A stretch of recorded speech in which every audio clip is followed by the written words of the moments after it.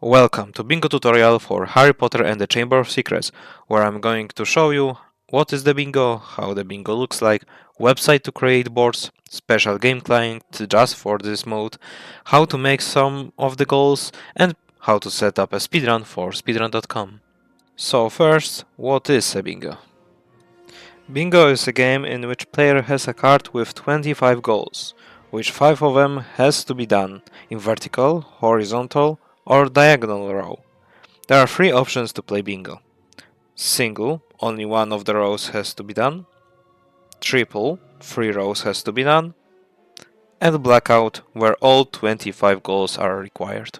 For each option there are special cards to roll. Normal card for triple, blackout card for blackout, and fast card for single bingo. Technically, normal card and blackout card are the same, and only fast card changes. There is also an option for multiplayer scenario. It is called lockout, which locks the goal for the first person to get it. So if player 1 checks the goal, get behind Quidditch gate, then player 2 cannot lock it again. This mode makes bingo even more interesting. Player with most goals, that makes 13, wins. If you want to see how it works in practice, check Bingo's tourneys videos on Nix's channel. Link to playlist with the last tourney is in the description. This is the site for HP2 Bingo. Link to it will be in the description below. Right in front of you can see the board with goals. You can click on any of those goals to change colors to green or red. It will help you navigate through board and select goals that you've already done. Below there's information about board seed, card type, and version of this bingo. Seed is the code that generates your board, meaning if you would copy the same seed, you will get the same board. You can set your seed in the URL of this site at the end right here. On the right there are 3 buttons to generate new board. There are also settings and version. Here I will be mainly focusing on version 4.4 in this tutorial. They only change by goals. There is even board for full series if you want to check it out. Below are some information about this bingo client. I will explain those things in this tutorial. This part is going to show you how to set up the run if you want to post it in speedrun.com. The timer starts as soon as the game starts. To make it more reliable, during loading press escape on first frame. When the game is loading, then menu is going to show up. When ready, quit the menu and start the timer.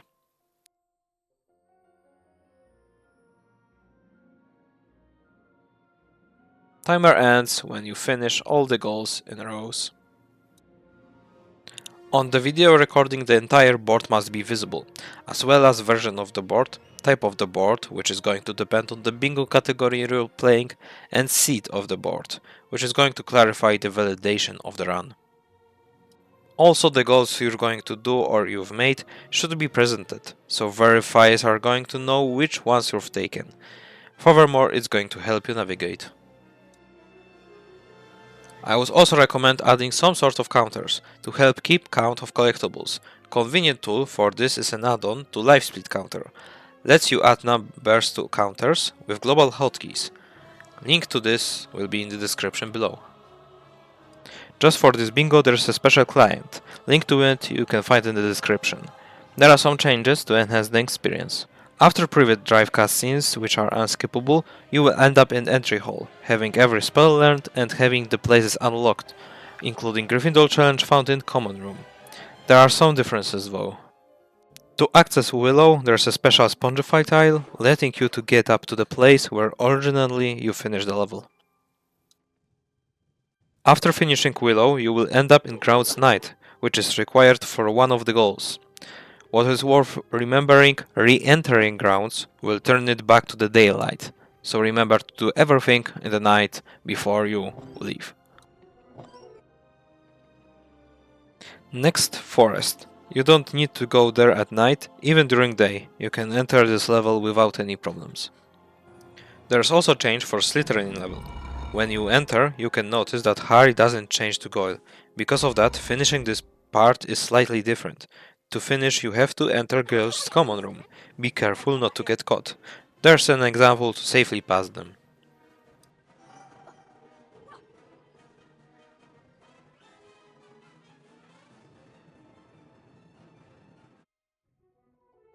Next one is Chamber, which can be easily accessed just by casting Alhomora at chamber entrance.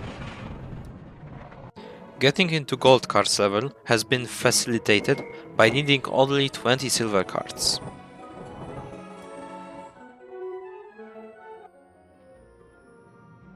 To enter Gryffindor common room, go upstairs and in this client doors will open upon entering. If you want to know about the server more, like secrets or stars, you can check out 100% IL Gryffindor challenge by Human, link will be in the description. Now you can also enter Dumbledore's office just by casting here, when the entrance will open. In this section I will show you how to accomplish some of the goals, most of them are easily understood, but some required some game knowledge and explanation. If you need to see where are the cards and secrets, you can check out 100% World Record Run, which is currently held by Flo. Link to it will be in the description. Also, if you want to check Jumpless levels, check Jumpless World Record Run, again by Flo, also in the description. Don't worry, there is no bike on Jumpless, so no need to worry about this stupid gnome. The only difference is in Rictus Emperor level. In the gold there is complete Rictus Emperor without jumping, so we have to complete this level by grabbing the final completion star. On the left here is an example of properly finishing the level.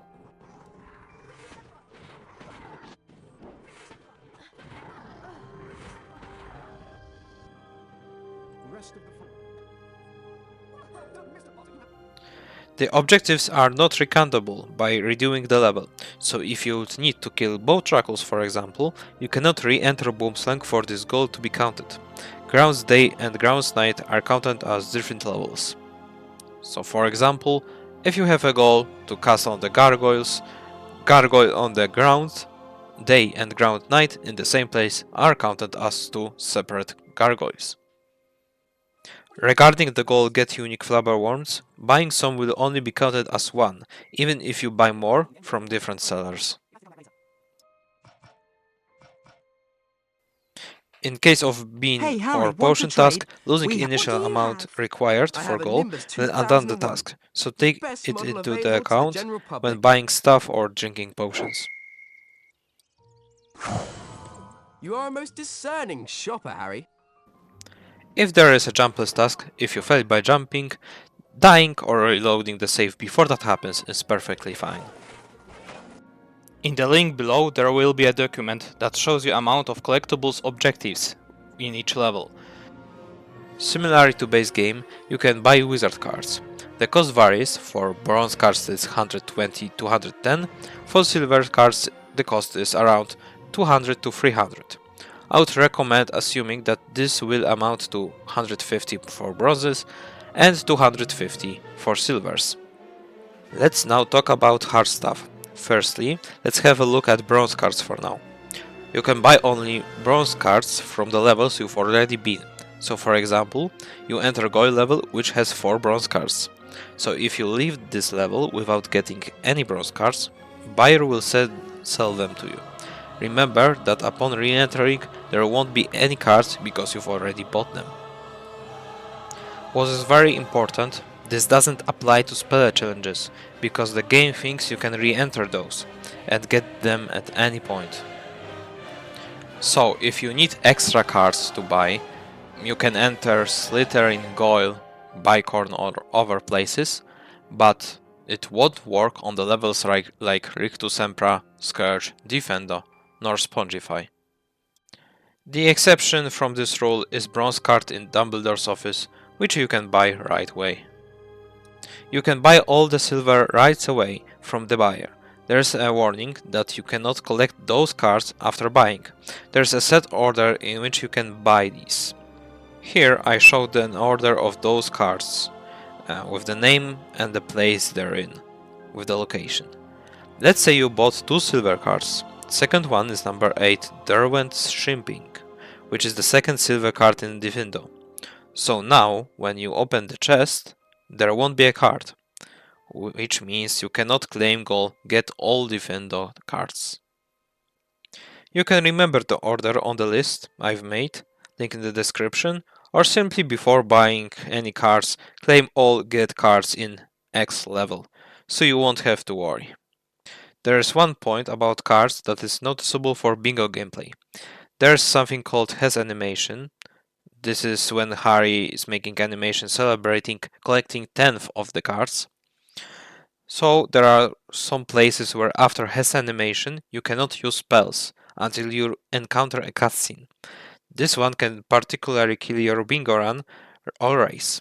These are the spots to avoid getting hesses, unless you don't need to cast for the rest of the level or you will get a cutscene skip. Now little montage of goals, some are going to be explained.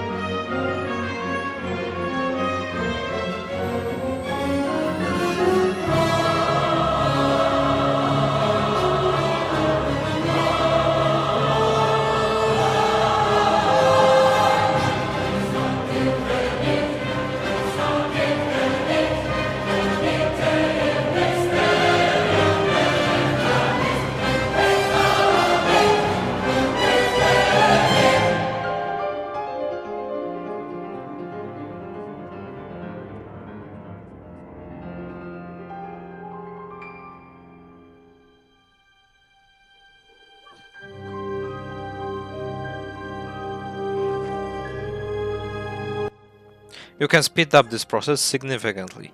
When Harry faints out in the match, game gives 150 points to enemy house, as the snitch would be caught by them. Thanks to that, you can faint out when enemy has only 100 points advantage. So after fainting, enemy has 100 plus 150 points, which is 250 points, which makes the goal.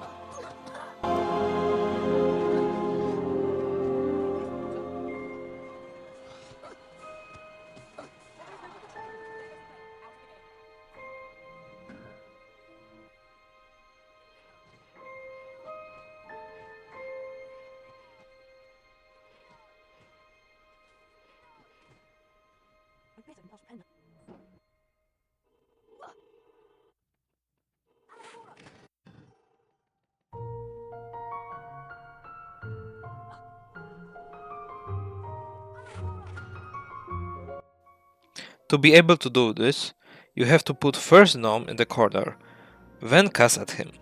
You cannot aim at the toilet, but it is still triggered when Flipendo hits. That way we can get infinite gnomes.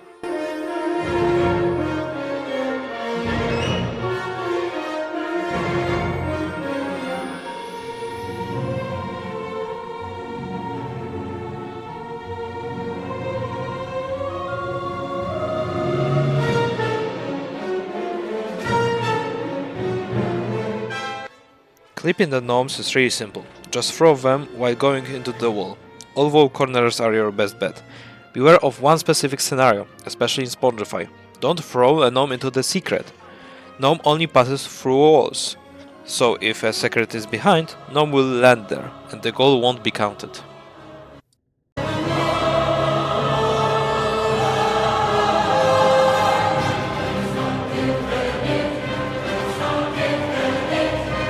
There's a quick method to do it. In this goal, any score counts, even if you lose. For the first match, we will use Strength Transfer.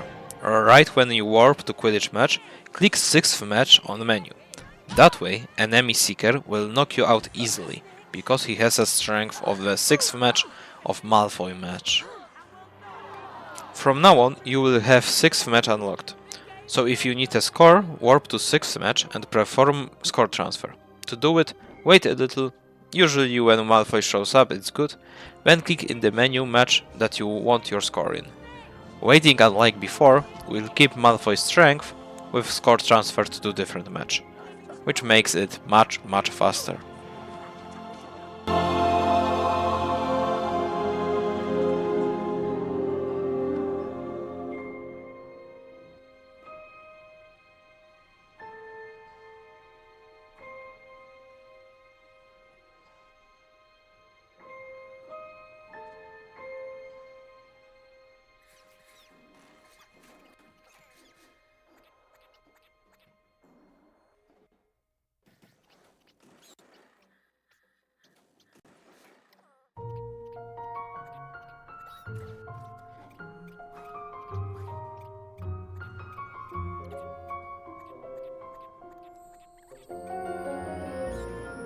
Alright, that's it for this tutorial. I hope you'll have a great time with bingo gameplay.